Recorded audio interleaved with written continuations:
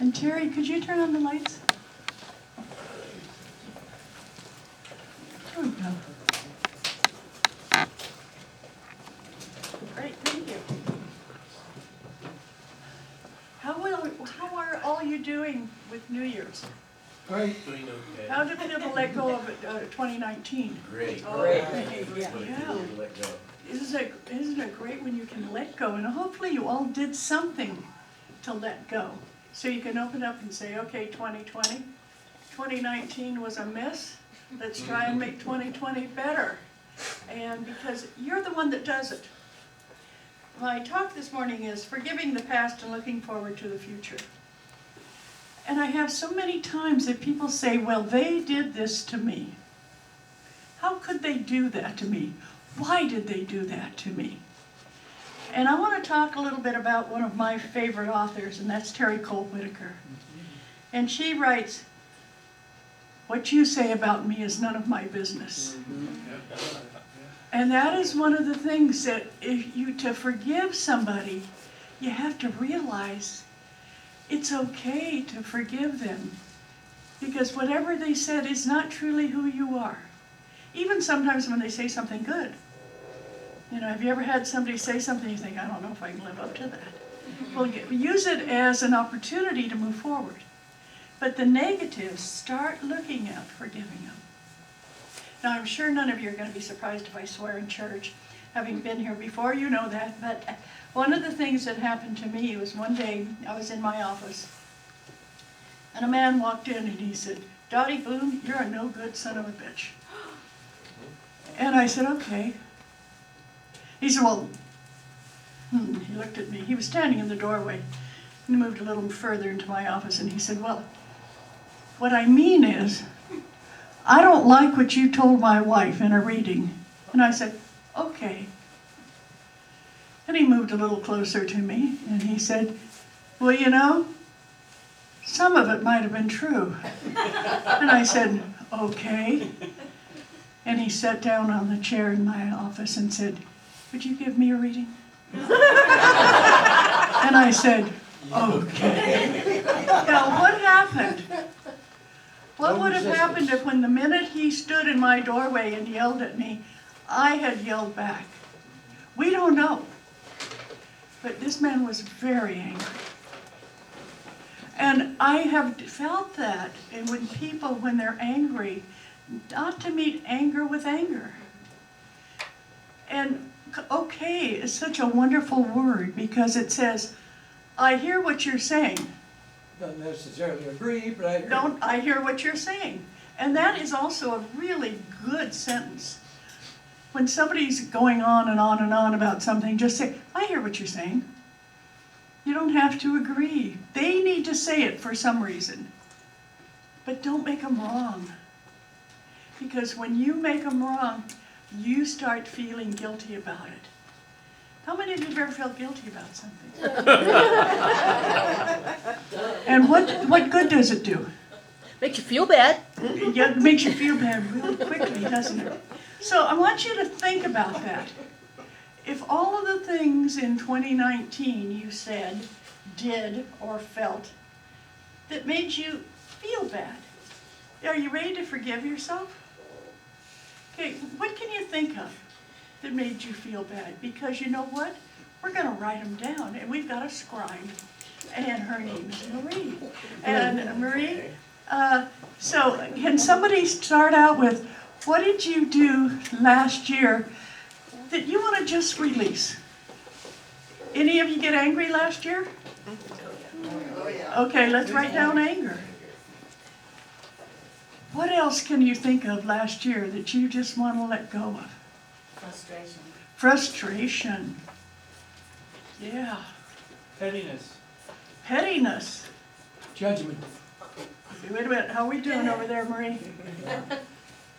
Haste. She's trying to write neatly. Give her. I don't know if you have enough paper. Judgment? Did you get judgment? What else? Guilt. Guilt. Guilt. Chocolate. Gonna be upset. What else did you do that you need to release? You had a good one. Jealousy. Jealousy. Can you think of anything else? Sloth. Hey, All Sloth? seven Did of somebody these. say sloth? Yeah. Hey, that's great. We can go One of the straight people who's the least slothful on the planet. We could go all through the 7 deadly sins here. Right. couldn't we? Let's do, okay, I'll put gluttony in there, okay? Considering what's on the table back there. Yeah, after looking at the table this morning, I finally had to get a damn washcloth because I was starting to lick my fingers. I said, no, the cheesecake doesn't need to be licked off my fingers, but it's a delicious cheesecake. Okay, what else can you think of? Negativity. Negativity. Oh, that's a good one. That's a really good one. Wastefulness. Wastefulness. We don't have enough paper. Anything else? We don't have enough paper. Envy. Whoa. Prejudice. Prejudice. Procrastination. Oh, yeah. Wow. She'll You write can that think a down minute tomorrow. before you put down procrastination. Perfectionism. Perfectionism. Perfectionism.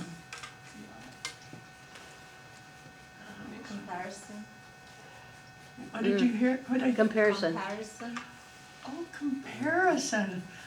That's a good one. I never thought of that. How many of you compare yourself to somebody else? Well, Mine's Yeah. Jennifer Lopez. You know? oh my God, me too. Yeah. I got it.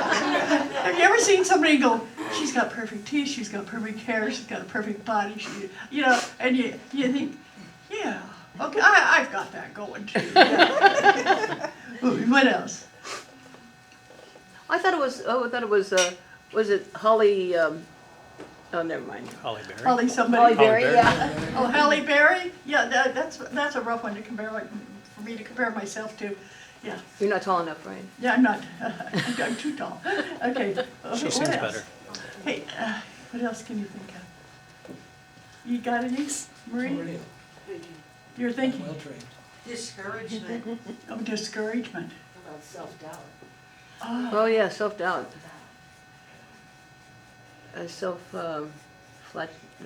Self-pity. Flatulation isn't the right word. Flagellation. Andrea, you mentioned one. What was the one you just mentioned? Self. Discouragement. Discouragement. Do we have discouragement down there? We all are guilty of that one. Cynicism. Ooh, now if you can spell that one, CY. see? And Wait a minute, she's still spelling You can just tell, discouragement. you can just tell them that it's Canadian. So. Cynicism. Cynicism. C-Y-N. I-C. I-C? I-S-M. I-S-M. Okay, it's the I-C. It's the ick and cynicism that got me. Okay. Victim. Yeah. Been there, done Ooh, that. look at that's nice and dark. Yeah. We can use another sheet of paper, Yeah, that'll stick right on the wherever. Yeah, you can take that off and stick it right on the wall there. Oh, yeah. We'll stick the other one too. There we go.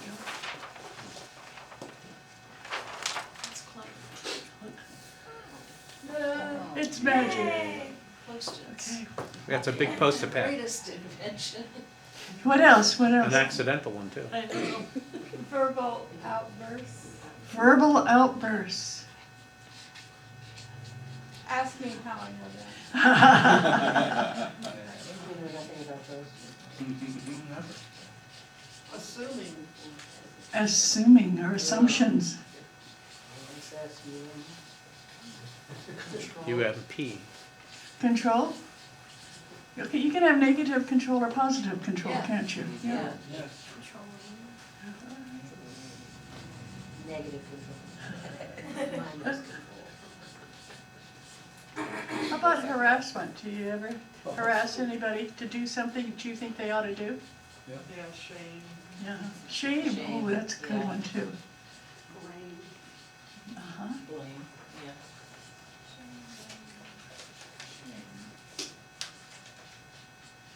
Fear. Fear. Very close, just never did. How many of you ever feel fearful of something that hasn't happened yet? What about false pride? False pride. Worry. Worry.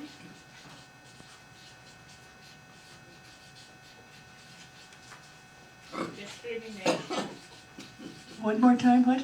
Discrimination. Yeah, we have prejudice and we can, discrimination too. That's a different slant on prejudice, isn't it? Yeah. Resentment. What did I just hear? Resentment. Resentment. Self-image.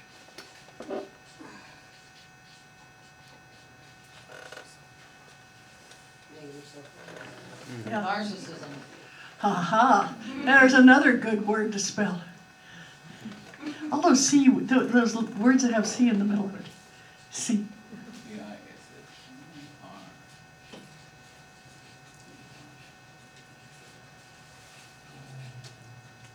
It'll The work. same.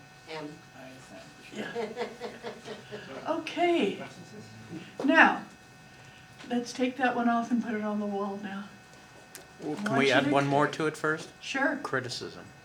Oh, we've got criticism. Is it on there? Yep. Oh, I might be thinking of cynicism, so let's do criticism. What about melancholy? Oh, okay. We can keep going. Melancholy. Well, depression. Melancholy. Yeah, and depression. Isn't depression what the big one? Yeah. How many of you feel depressed sometimes? I know I do. Yeah. I think- Procrastination. What? Procrastination. That's procrastinating tomorrow. So I was to say, if it weren't for procrastination, I'd have no issue at all. Anxiety. Oh, there you go. Oh, anxiety.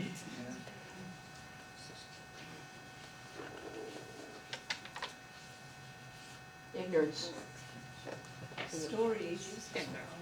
Stories. The stories we The stories you tell yourself. The negative stories you tell yourself. Reactivity. Are you looking up on the thesaurus over there? You're coming up some really I'm pulling good. that from right inside. I know, that's Okay. great. I'll do that for you. That one doesn't want to come off? No, it does.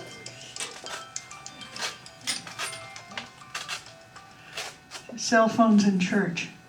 Oh, yeah. Should, yeah. Shoulda, Shoulda, coulda. shoulda, coulda, woulda. Should. Shoulda, shoulda, Because the English language is so interesting. Wow, look at that. Okay. Okay, so I would like everybody to think about one of those that they want to give up this year. Just one?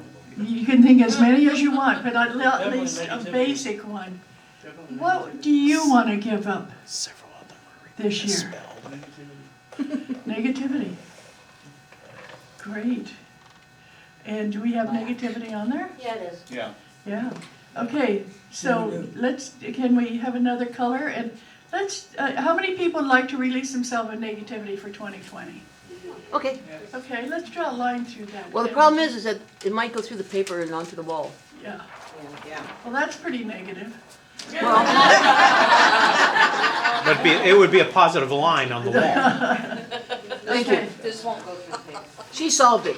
She solved it. This won't go through the paper. she solved it. She Yeah. solved it. Okay, what's another big one that you all want to erase from yourself for next year? The one that I said Word. originally, Thank you, Chris. self-doubt. Judgment. Judgment. How about self-doubt? Yeah, that's a good one. Yeah. What about envy? How about envy? I don't know, Jennifer Lopez still's out there for me. Sorry, you sing better than she does. Guilt, not Guilt. guilt, but guilt, yeah. How many of you feel guilty about things you've done in the past? Everybody. Oh, okay. What good does it do? Doesn't. It prevents me from doing it in the future. Hopefully, Does it? hopefully. Does guilt prevent you from doing it in the future? Sometimes it just nags at you, doesn't it? Well, there's that for sure. Does that right now. It's a recognition of not being in alignment. Yeah. Wow. Is that a positive or a It's a negative? positive. You asked, what does guilt do for you? Uh-huh. But you have to hold it gently. You have to recognize, oh, guilt, and then that means I'm not in alignment. Right? And that gives me the action to take, which is to put myself back into alignment. Can you tell we've got a wordsmith in the house? Yeah. Exactly. It also holds you back, And it can hold you back. and it makes you sick. Yeah. So how many of these have you had that actually made you physically ill? How about shame? How many people, when they were young, had something happen to them that they're still carrying with them, and they feel shameful? Yes, I was Lisa. gonna say, I think it's the dwelling on the negative thing. Yes, it's a dwelling on the That negative. makes it not healthy. Yeah. And when you look at those, how many of you read one and then go, yeah, I've done that, or I have that? And what I would like for you to do, and we're going to go through this because this is kind of what I want you to realize, you don't have to have these. Remember, what somebody thinks of you is none of your business. How many of you have ever said, well, so-and-so said, let's erase that. We don't care what so-and-so said. We know you're a child of God. And we know that you're a wonderful person. But if you dwell, there's that dwelling, if you dwell on what other people say about you, you begin thinking it's true. It's like you manifest it. It becomes self-fulfilling. Yes, it becomes self-fulfilling. So we want to find ways to change that. And so when I talk about Terry Cole Whitaker, she has so many wonderful books. If you've never heard of her before, Terry Cole had a radio station. She was an evangelist preacher. Unity. No, she is now Unity, Oh, yeah. but she was an Okay. evangelist preacher and had made quite a bit of money being an evangelist preacher. And one day went, wait a minute, this isn't truly what I believe. I believe in the spirituality of everyone. And she joined Unity and goes around the world and lectures. And she lectures about things like love and power in a world without limits. You are the only one that limits you. Even when Viktor Frankl was in prison in Auschwitz during the Second World War, and he talked about man's awareness and man's knowledge of who they truly are. When do you become self-aware? It's when you realize that these are things that bother you. These are negative things that bother you. You become self-aware and you release them. If you could have a life where you didn't doubt yourself, you didn't feel shameful about yourself, and you didn't worry about tomorrow, what would happen? You might be happy. You might be happy. Isn't that amazing? But who's doing it to you? You are. You are. So all of the tools that you have are put there in your head. And if you don't believe that, watch a 1-year-old. What are they worried about? Nothing. Why? They just don't worry about it. They quite often don't care if they have a wet diaper or a poopy diaper or whatever. Now, getting hungry, that's pretty basic. They might, let you know about that. But they will step off anything. They will climb anything. They're not afraid. What happened to you? When did you bring fear of self-ridicule, a lack of self-realization? At what age did that happen? And quite often it's at 2.5, 3 years old. We become aware that we're not perfect. Let's go back to that space and time when you absolutely thought you were perfect. Because you were. You were born perfect. Now, it might not be physically perfect, but mentally and emotionally, yes. One of the books that Terry Cole has written that I love is Every Saint Has a Past. Every Sinner a Future. 7 Steps to the Spiritual and Material Riches of Life. But isn't that interesting? Yeah. I don't know how many of you went with us when we saw Father Mickey. Father Mickey has the Tiagi Museum in Santa Clara, and we took a group over there. All the very, very important icons in the Catholic Church have been sent and put in this museum, and CCL took a group over there. And Father Mickey said, you know, nobody was born a saint. Because we are lots of sinners. And you start out in life doing a lot of sinning. And to become a saint, you have to give up being a sinner.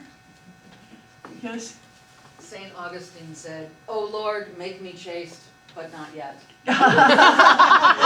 C-H-A-S-T-E, not okay. And Sex and Love Addicts Anonymous, the 12-step program, has another name that it rents rooms under. It's the Augustine Fellowship. Oh, how about that? Yeah. But, so when we were talking to Father Mickey, he said, yeah, you have to be a sinner before you can be a saint. And I see all of you in this room are on that short list. Thank you, Father Mickey. Because it is true. But quite often, being a sinner is what we think we are. And because we listen to what other people say. I hear the most amazing stories when I have these people come in to see me for a reading, and they say, oh, but my mother hit me when I was 5 because I went outside without any shoes on. And that's why my feet hurt. Let it go. I sound like Frozen. Let it go. Yeah. If I could sing, I would, but all I can say is let it go. Because we hold on to those things because they are. Not because they're really important. It's just, yeah, but that's what she said. How many of you thought your mom and dad knew everything when you were 5 years old? Well, of course. Yeah. Yes, of course. And were you surprised when you found out they didn't know everything? I was kind of disappointed. Yeah, disappointed. But yet you still believe them. Yeah. You got to that point where they didn't know everything, but I believe that that I have to wait an hour before I go into the pool after I eat a meal. Okay? They've proven that wrong, but that's what my mom said. Yeah. Yeah. And we have all of those things we hold on to. Let's forgive our parents and our brothers and sisters and our teachers and all of the people in our lives that told us what to think when we were born perfect and we were really good at thinking positive thoughts. And so what you have to do is I read books and go, oh yeah. And the reason I like books is I get paper bound so I can write in them and underline and highlight and if I want to I can tear the page out and carry it with me. You know, I can do all those things. It's very difficult for me to work on a computer and tear anything out, you know. Cut and paste is not my friend. So what I want you to do is think The about highlighter on the screen is terrible. yeah, all that highlighter on the screen gets in the way. It's worse with whiteout. Whiteout, yeah. Think of yourself, or today, because we have right now, this 24 hours. I will avoid self-doubt like the plague. You know, we have a little bit of a plague going on. People are starting to get the flu. So I'm sure you're getting more rest, taking your vitamins, washing your hands, and doing all you can to stay away from the flu. I've got some yes and some no. Didn't make any difference. However, a lot of people stay away from getting the flu by saying, I'm not going to get the flu. That's me. Yeah, I'd never get to. yeah, that's your way of dealing with it. Thank you so much, Murray. So think about that. Think about all the negative thoughts. You just want to let them go because they're not doing anything positive for you. And one of the first things you can start doing, this is the number one thing you can start doing, and hopefully you've already done today, is meet somebody and meet them pleasantly and said, "Good morning, you are God." Let's stand up and do that. And do it, just shake his